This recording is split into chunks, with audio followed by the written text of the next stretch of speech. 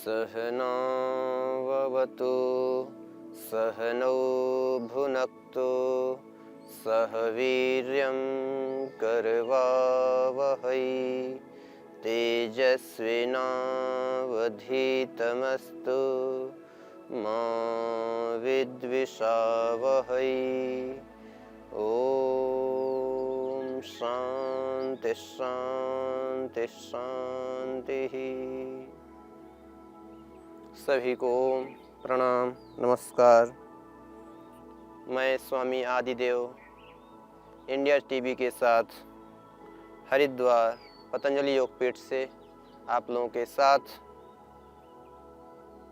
जीवन में शरीर का एक बहुत बड़ा उद्देश्य होता है जो हम शरीर के माध्यम से पूरा करते हैं, और उसमें शरीर एक आधार होता है किसी भी पूर्ति के लिए।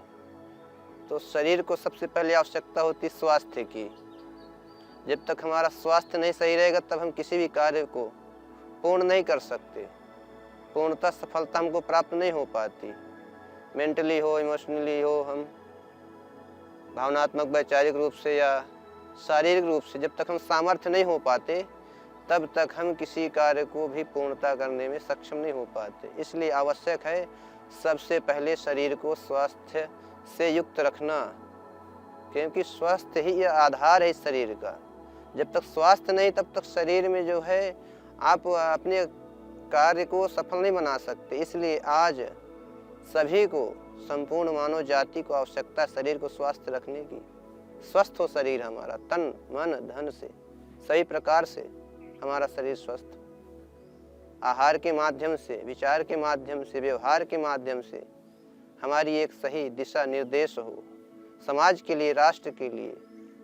तो आज हम विचार करेंगे आसनों के माध्यम से, विचारों के माध्यम से कि संपूर्ण रूप से हम कैसे स्वस्थ रहें, और हमारे शरीर का मुख्य आधार क्या है स्वास्थ्य का, जिसके माध्यम से स्वस्थ हम रह पाते हैं।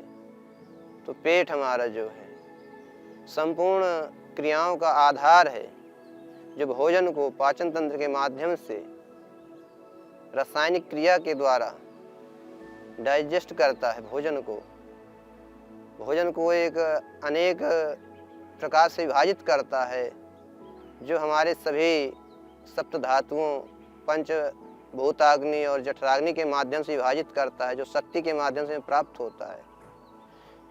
लोग शरीर बनाने के लिए, शरीर को स्वस्थ रखने के लिए अनेक प्रकार के उपाय करते रहते हैं। आहार लेते हैं, आहार का सेवन करते हैं, लेकिन आहार का कोई शरीर पर प्रभाव ही नहीं होता। कितना भी आहार खाते रहते हैं, अनेक प्रकार की चीज़ें खाएंगे, विटामिन लेंगे, अनेक प्रकार के आहार का सेवन करेंगे, परंतु शरीर पर उसका कोई प्रभाव ही नहीं होता। उसके लिए सबसे पहले आवश्यक है अपने शरीर को ठीक रखना, जिससे हमारा शरीर उस आहार को पाचन करने में सक्षम हो, सक्रिय हो, जो हमारे शक्ति को ऊर्जा दे। तो आहार ऊर्जा देता है, लेकिन कब देगा? जब वह हमारे शरीर में पचेगा। जब तक वह आहार हमारे शरीर में डाइजेस्ट नहीं होगा तब तक वह हमको ऊर्जा नहीं दे सकता। इसलिए शरीर को जो है, शरीर में पेट के माध्यम से, पाचन तंत्र के द्वारा हमारा शरीर ऊर्जा को जो है कन्वर्ट करके संपूर्ण शरीर के अनेक विभागों में बांटता है, विभाजित करता ऊर्जा को। रस, रक्त, मांस, मेद, अस्थि, मज्जा, शुक्र, सप्त धातुओं के रूप में ऊर्जा को कन्वर्ट करता है, जो हमारे संपूर्ण नस नाड़ियों, एक एक सेल तक ऊर्जा हमारी जाती है। तो उसके लिए हम आज प्रारंभ करेंगे आसनों के माध्यम से, कैसे हम अपने पाचन तंत्र को, डाइजेस्टिव सिस्टम को ठीक रखें, कि हम जो खाएं वह हमारे शरीर पर लगे, उसका असर दिखे। क्योंकि जब तक हम असर नहीं दिखेगा, परिणाम नहीं आता, तब तक हमें जो है अपने आप में संतुष्टि नहीं हो पाती। हम कोई भी आहार लें, लोग अनेक प्रकार की चीज़ें खाएंगे, लेकिन उनको यह बोध नहीं होता कि ये हो क्यों नहीं रहा, हमारे शरीर में इसका इफेक्ट क्यों नहीं पड़ रहा। तो उसके लिए आवश्यकता है कि हमारा शरीर, पाचन तंत्र सही रहे, तब जाकर के वह शरीर पर प्रभाव डालेगा। तब एक शक्ति, ऊर्जा, उत्साह ये हमारे शरीर पर दिखता है, जब ऊर्जा हमारे अंदर होती है। तो इसलिए हम प्रारंभ करते हैं आसनों के माध्यम से कि हम अपने पाचन तंत्र को कैसे ठीक रखें, कैसे हमारे अंदर की शक्ति अभिव्यक्त हो, दिखे, लोग उससे प्रभावित हों। तो सबसे पहले हम प्रारंभ करेंगे वज्रासन। वज्रासन बहुत ही सहज सरल आसन है। इसमें आप भोजन के बाद बैठ सकते हैं, बैठा जाता है, बैठते हैं। भोजन करने के पश्चात वज्रासन में, वज्रासन करने की विधि यही है, दोनों पैरों को मोड़कर इस स्थिति में, और बैक साइड से हम दिखा दे रहे हैं आपको कि ऐसे होते हैं पैर, और ऐसे ये स्थिति रहती है वज्रासन की। इसमें भोजन के पश्चात आप 10 से 15 मिनट, 5 मिनट, 10 मिनट, जैसे समय है आपके पास वैसे आप बैठ सकते हैं। तो वज्रासन के माध्यम से हम अपने डाइजेस्टिव सिस्टम को, अपने शरीर में जब भोजन जाता है तो स्थिर होता है, रासायनिक क्रिया उत्पन्न होती है भोजन में, तो हम उसके माध्यम से आराम से बैठ करके, क्योंकि भोजन के पश्चात तुरंत जो है किसी भी कार्य में संलग्न होना, एकांत रूप में आराम से बैठ जाइए 5 से 10 मिनट के लिए, और वज्रासन बैठे रहिए सामान्य रूप से। उसका प्रभाव ये होगा भोजन आसानी से, क्योंकि इमोशनल पावर जो हमारी मस्तिष्क के जो नर्वस सिस्टम है वह भी सक्रिय होते हैं भोजन को पचाने में, रासायनिक क्रिया उत्पन्न करने में। तो इसलिए हमें जो है वज्रासन में बैठना चाहिए।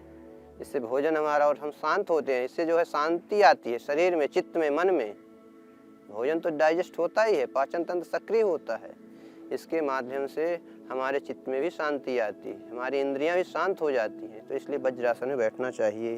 यह प्रथम आसन हुआ वज्रासन, इसके माध्यम से आप भोजन के पश्चात बैठ सकते हैं। शाम को, दोपहर को, सुबह जैसे आप भोजन आहार लेते हैं वैसे बैठा जा सकता है। अगला आसन है मंडूकासन।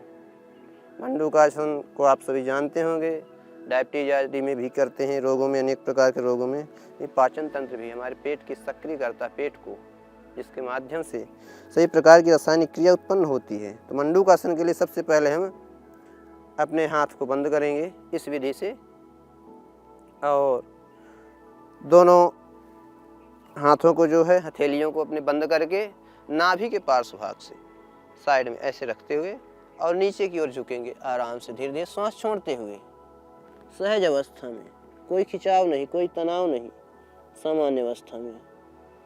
इस स्थिति में रह करके कुछ देर तक हम रहें। सुबह योगाभ्यास के समय आप या शाम के समय आप कर सकते हैं मंडूकासन को खाली पेट, जिससे हमारे जो है पेन क्रिया सक्रिय होती है, एवं एक जो मांसपेशियों में जो है सही प्रकार की गति उत्पन्न होती, सक्रिय होती है।